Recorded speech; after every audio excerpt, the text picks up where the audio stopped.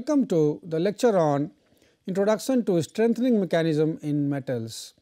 So, we will discuss about the mechanism of strengthening which is there in the case of metals or alloys, and we all know that we need strong and stronger materials for use in engineering applications. And normally what we do is normally we are deforming the materials, and at some point of time when we are giving the load, when the material is subjected to any load, then at some point it will start deforming.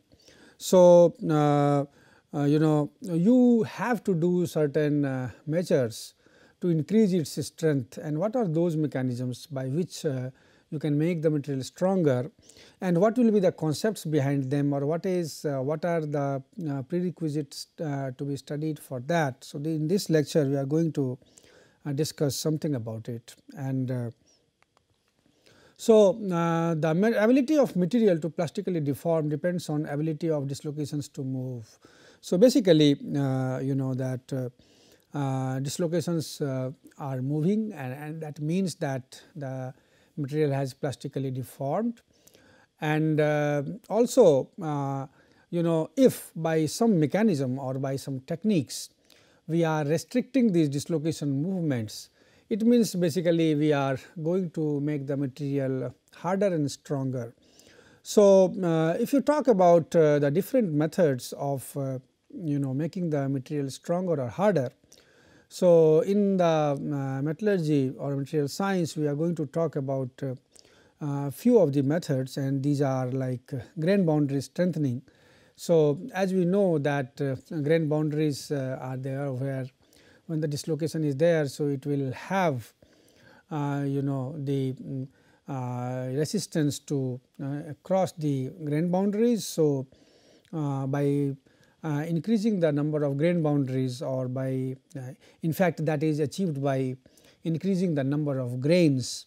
So that way you are strengthening the material. So, as we know that we have many techniques for increasing the number of grains, like while casting you can have the different mold materials.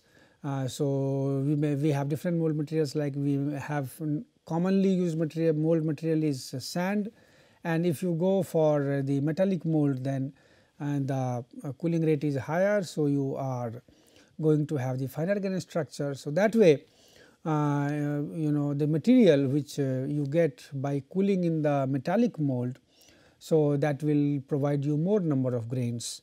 So, you will have in that case you have the strengthening developed, and basically you have certain correlations which are given by which tells that if the number of grains are increasing or the grain size, average grain size is decreasing, in that case the stress required to move the dislocation will be increased. So, if your number of grains are more, then stress required to move the dislocation will be higher, and if it is less, then in that case it will be less. So, that is the concept of grain boundary strengthening. Similarly, you have cold working, cold working or strain hardening, basically in one case they are same. So, cold working is another method where basically the material is cold worked, material is worked below the recrystallization temperature, and in that basically the dislocation density is increasing, and it is seen that when the dislocation density will increase, then the stress again required to move the dislocation will be higher, the yield strength will be higher. So, cold working is another method to strengthen the material, and as we might have seen practically at many occasions that when a material is cold worked, or even the typical example of that will be if you have a mild steel rod and if you are trying to bend it and unbend it many number of times, then at one point of time it breaks. So, before that it becomes harder and harder, and at one point of time then it becomes brittle, and then so it breaks. So, so using these cold working methods also you can have the increase in the strength. So, it is also a strengthening mechanism. Martensite strengthening, so this is basically because of the transformation product martensite, and we know that we have studied that now when we are decreasing, I mean when we are increasing basically the cooling rate. So, in that case after a certain critical cooling rate, if the cooling rate is more than that, in that case you are getting martensite, and basically martensite formation is because of the shear induced phenomena. So, it is a diffusionless transformation. So, in that case what happens, the large amount of stresses accumulate, and so you have strengthening achieved in that case. Similarly is the strain hardening. So, similarly that as you know that when we strain, it will be strain hardening induced in the metal, and then that way the stress required to move the dislocation will be higher.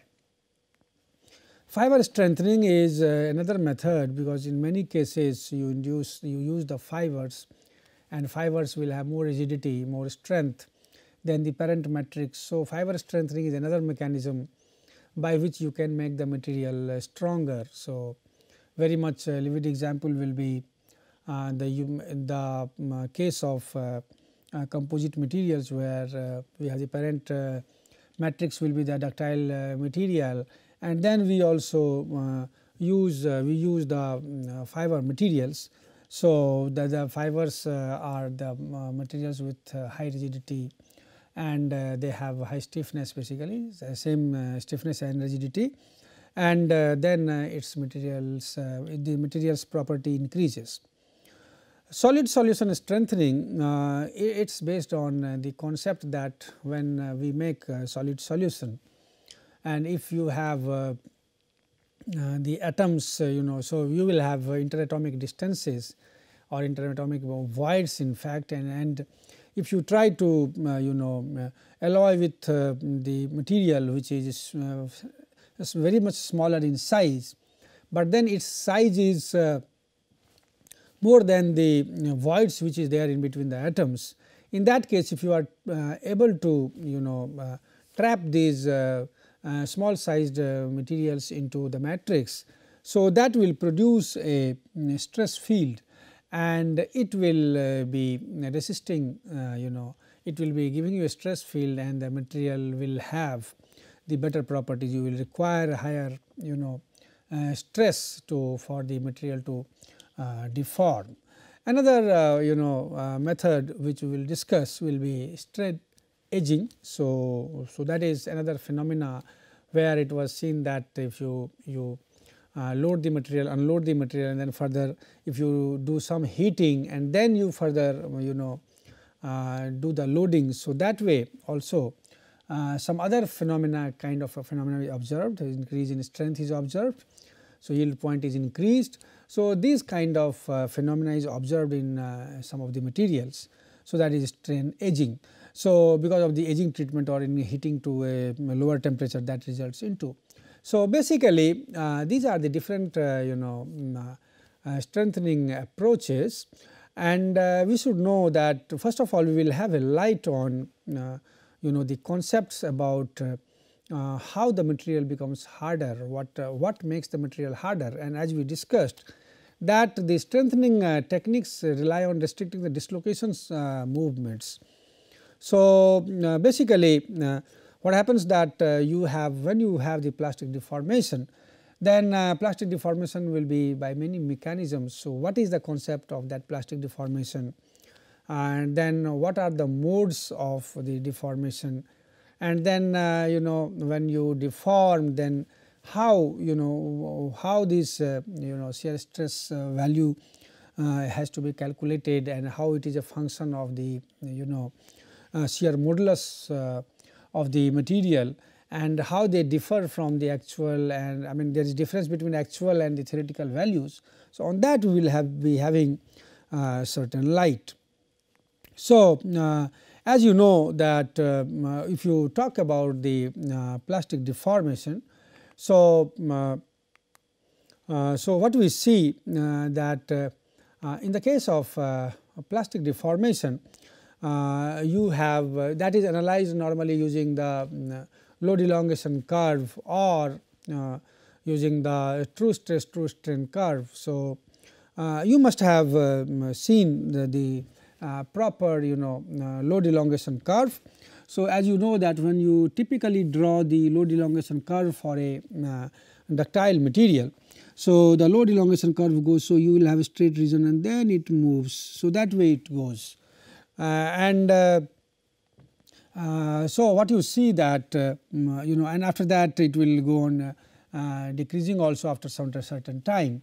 So, if you normally you have a load and elongation curve. So, this is, or what we do is in that we also call it as a stress strain diagram, that is engineering stress engineering strain curve.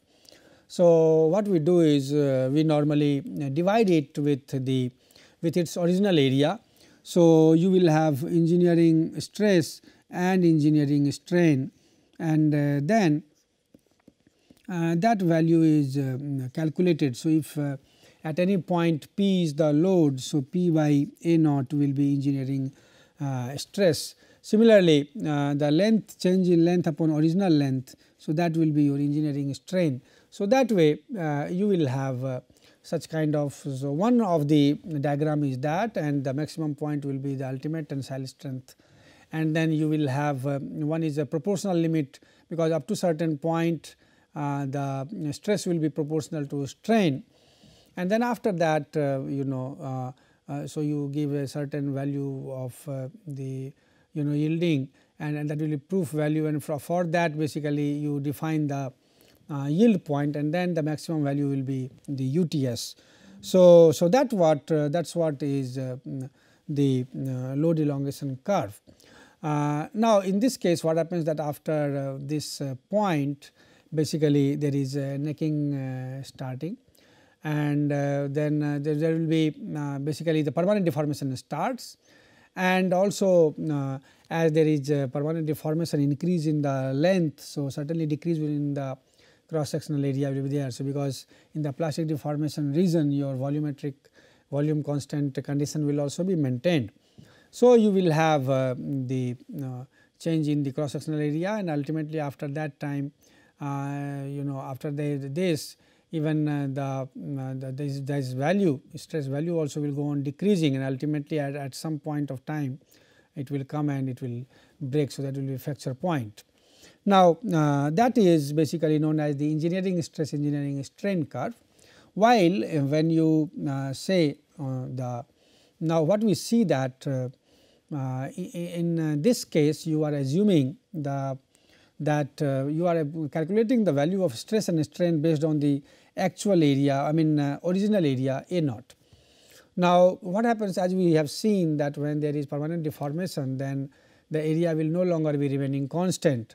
So, in this case what happens so this way it will move. So, this is known as true stress and true strain.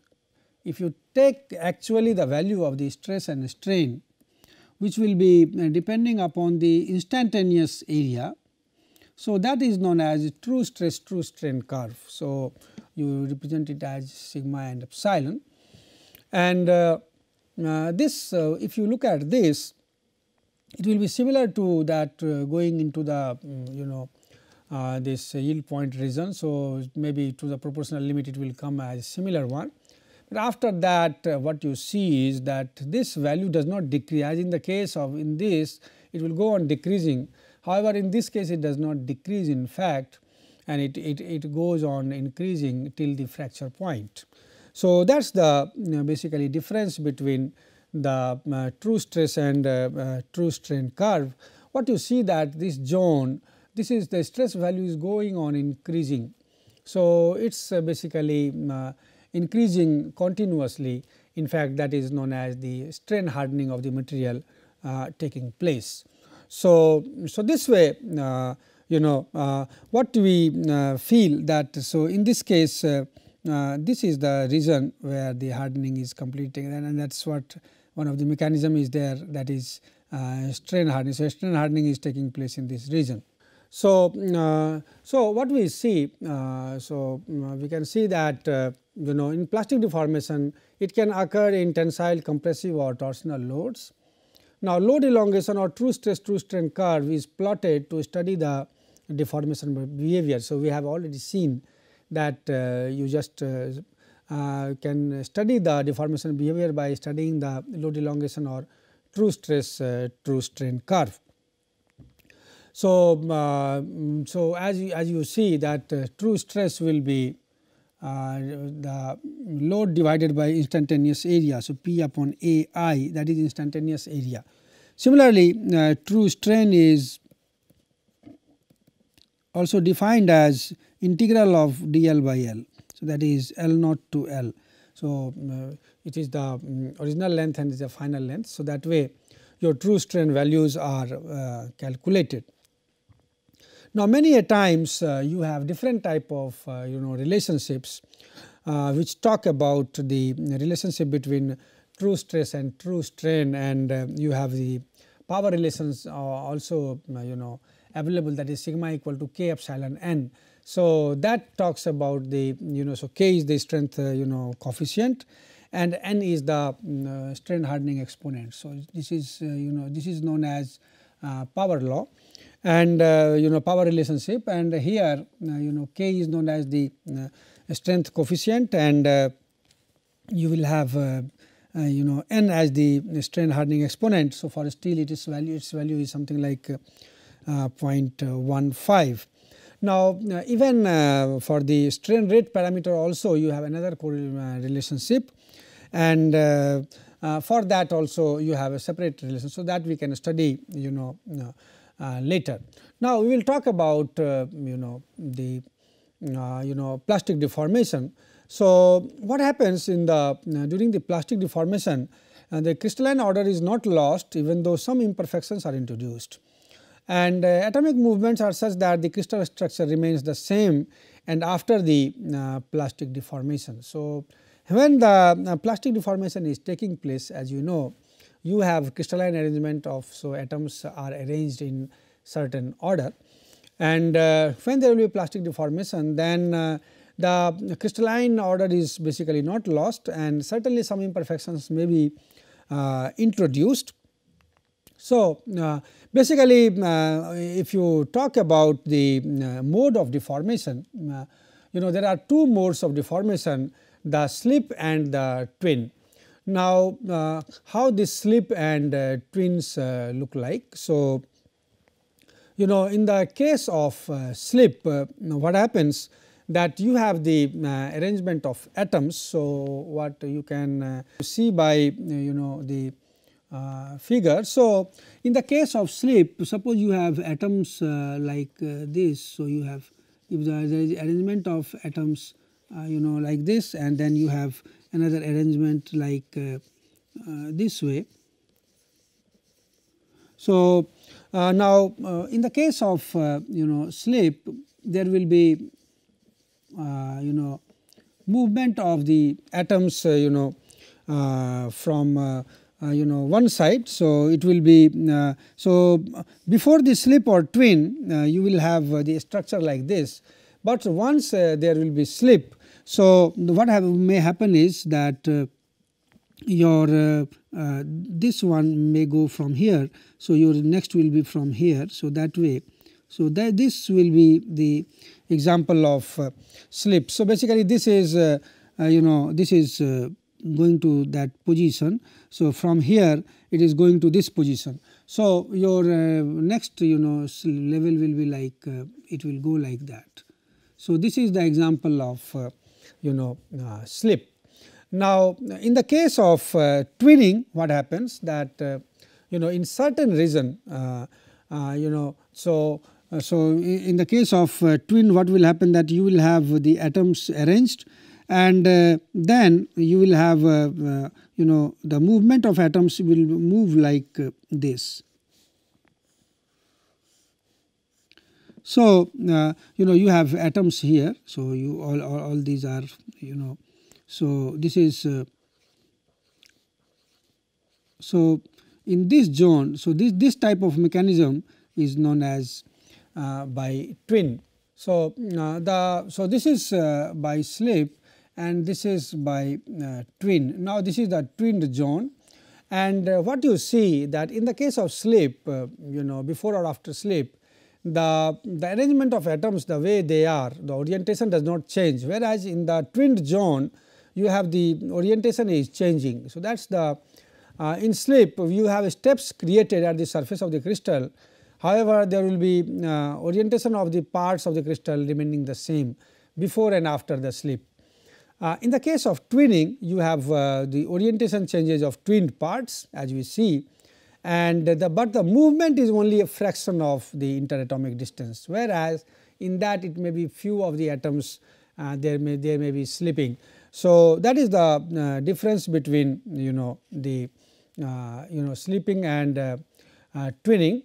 The slip mode will be more common to ambient and elevated temperature, and at lower temperature in many cases the mode will be changing to the twinning. Now, if you talk about a deformed crystal and if you look at the surface of the crystal and if you see under the microscope, then you will be showing the parallel lines. Now, these lines are known as the slip lines, and these lines will be indicating that the shearing of atomic planes within crystal with respect to one another, resulting in the surface steps. So, you will have those formations. These slip planes which we find, so we will have the concept about how these deformations should be studied. So, we know that these slip planes are the closest packed planes in the crystal, and also the direction along which the slip occurs, they are the closest packed directions. So, the plane of the greatest atomic density having highest number of atoms per unit area, they are the most widely spaced planes, and also you will have the direction of greatest linear atomic density, that is close packed directions have smallest translation distance from one minimum energy position to the next. So, these are basically the traits of the slip type of deformation which occurs in the case of metals. Now, when if you talk about the ionic crystals, so basically energy point has to be kept into mind, and it is always seen that the ions of the same polarity, they should not be juxtaposed as nearest neighbors, because in that case there will be big increase in the potential energy. So, the slipping will be in such a manner that after the positive ion you will have a negative ion and then again positive ion, like that. The slip plane and the slip direction together, they constitute a slip system. So, basically if you talk about the slip system, so as we know that if you talk about one FCC system, so if your crystal is say FCC having a structure, in that case you have slip planes, as we know that you have slip planes of 1 1 1, and similarly you have slip direction, so that is also that is 1 1 0. So that way you have a combination of this slip plane and slip direction, they constitute the slip system. So, similarly for BCC system also you have 110 is the slip plane and 111 is the slip direction. So, that is more common, and also you have less common also slip planes like 112 or 123 or so. So, so that also is available. Similar is the case for even SCP materials. So that way these they form these slip system. Now, what we need to study is that the stress at which this slip starts in crystal depends on the orientation of stress axis with respect to the slip plane and the slip direction. So, suppose if you talk about the plastic deformation. So, if suppose you are applying the load along a tensile axis. So, suppose you apply the stress. So, if suppose this is the tensile axis and this is the stress. Now, if you talk about the one of the plane. So, if suppose this is your slip plane.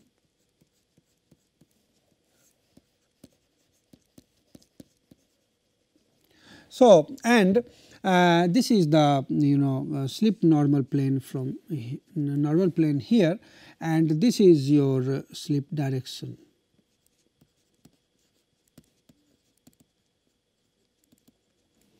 So, for such cases, if you look at, so you will have if you apply the tensile stress. So, sigma. So, if this is the tensile stress applied. So, the shear stress, so resolved shear stress basically that is on a slip plane. So, resolved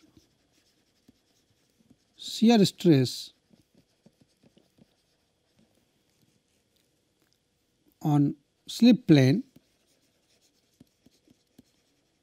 So, as we know that this is the slip plane and its normal basically is making angle phi 1 with this tensile axis, and this angle is phi 2.